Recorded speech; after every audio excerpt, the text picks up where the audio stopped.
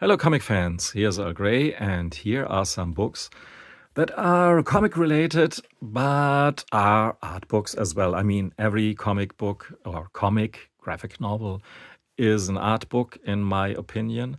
But these here are even more about the art. Starting with the thinnest and smallest of them, it's the newest Wobby, number 42. And it's about lore galore, folk myths, and stuff like this. It's a publication from the Netherlands, and them Dutchies are sending me these books whenever one is finished to my doorstep because I've subscribed to them. Well, Wobby and stuff like this is beautiful, but this here is really a spectacle of sorts. The incal as a pop-up book. I mean, you can say it's a silly endeavor, and for sure it is, to make pop-ups of one of the most iconic comics ever. It's almost a crime. Yeah, but just almost. It's pretty goofy, I have to admit. But look at this here. When you look at the War Star, or however it is translated, these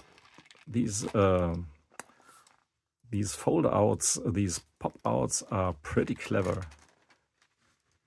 The light here is not at its best to showcase this here, but it's really the whole complex panel there with the Meta Baron in front of Antir.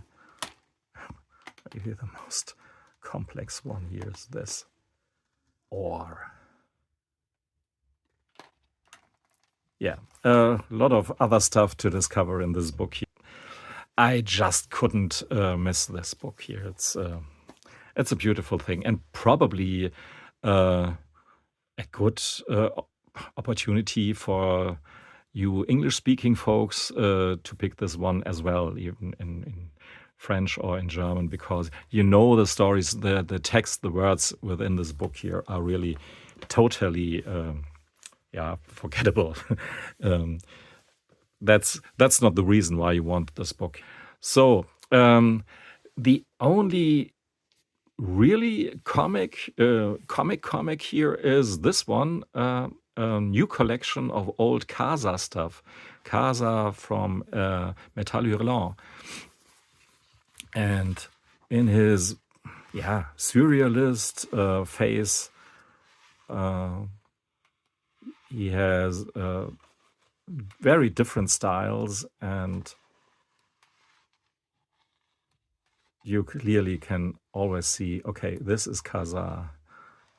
Short stories with some melodramatic angles, and really this cries sci-fi 1980s to me, and it's really a pleasure. So then we have, go to the guy from Japan and to color it up big time here with a new publication. For me, at least, it was new. Tetsunori Tawaraya. You can get this via Le Dernier Cri in France. And there's another book that's already sold out by Tetsunori Tawaraya. That's always pretty much always the case, that you see something very cool by him, but it's already gone. Unless Terence Comic Crack maybe gives me a head up or something. But this time I figured this one out before him, I guess. And this is a set of tarot cards. I'm not into tarot at all, but hey, I'm very much into this art by Tetsunori Tawaraya. I first considered to make a video only about these cards here because I'm so in love with them. Really beautiful. I mean, you see, these are rhizo prints, and each of these cards has the same back. So yeah, you can really shuffle them around and do your tarot thing. However, it is done. Maybe I will use them for this to try out to tell the future, but actually I don't want to know about the future too much.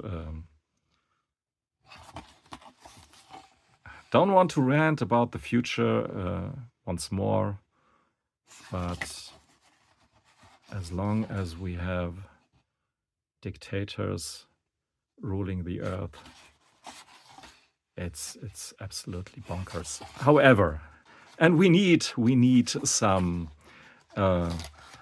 massage for our soul, like this art here, the Hermit. I actually really love all the details, the crazy colors that Tetsunori Tawaraya puts into these little artworks, little art pieces. I mean, actually, they're not so small when you compare it with a comic book format. It's a pretty decent size. But you see as well how big the next books are here, especially the Letternaut thing there. So yeah, starting with this one, and with thanks to Forgerelli, who gave me a hint for this publication and how to get it. It's a publication by the French publisher Rackham here, and you can order them in France. Apparently, it's a bit difficult to get them from America. That was something Forgerelli complained about. So yeah, Eternauta 1969. This is already pretty. Yeah, it's European album size, so it's a good format here.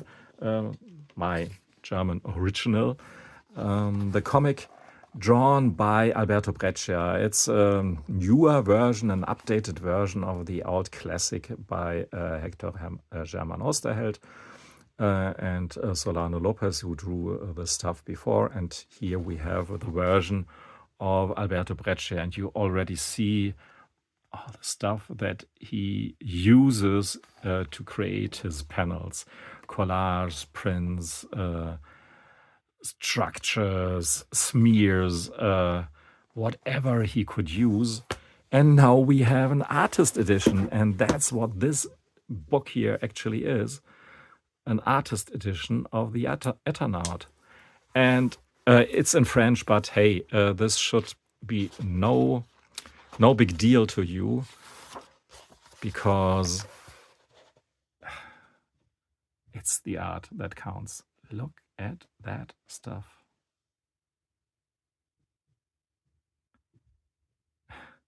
And here's Mort Cinder glued into the back.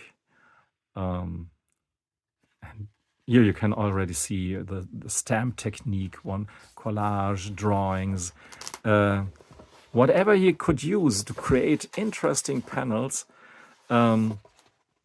And probably this is the most interesting and exciting artist edition that I own, and I own a few. And it's by far the smallest, or not the biggest at least, but all the details that you can see, all the stuff that you can figure out,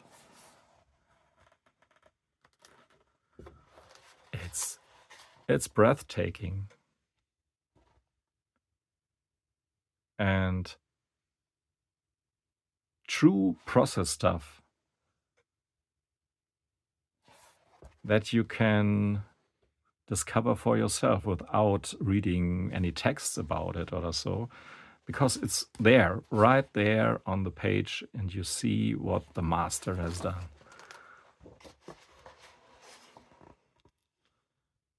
It's absolutely gorgeous.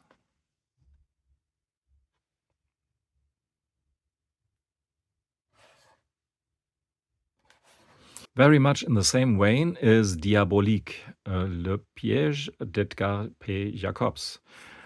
A beautiful book that is not an artist edition in the sense that a whole comic is reproduced here, but it's a book about one particular comic, nevertheless, with all explanations, again in French. Sorry for that, but beautiful artwork. And to be honest with you, I can't read French, but I nevertheless get a lot of valuable information out of this book, visual information, so to speak. Is this great or is this not great? And the book, the comic that this book here is all about is The Diabolical Trap, or however it is translated into English. This is the German version. And Jacobs is one of the godfathers of European ligne claire with his series about Blake and Mortimer, of course. So if you have already read some Blake and Mortimer comic and want to dive deeper into the subject matter, this book is highly recommended. And it's not the only one. There's almost a slew of these Mortimer books, Blake and Mortimer books that popped up recently from, I guess, different publishers. And I have some of them. Maybe I should do a video about them. However, it's just great. And not the least important aspect for me of these publications is that it shows really the respect and the appreciation that still is out there for these books. Look at this detail, for instance. This is a drawing, a pre-drawing, just for this contraption there on the wall, and for nothing more. And here you have the same thing from the front. You can witness a whole lot about the love for the detail in old school comic art. And this is why I really love stuff like this each day a bit more. So, yeah. This was it, my little overview about some very art-related, but still comic art-related books. Thanks for listening and watching. Goodbye.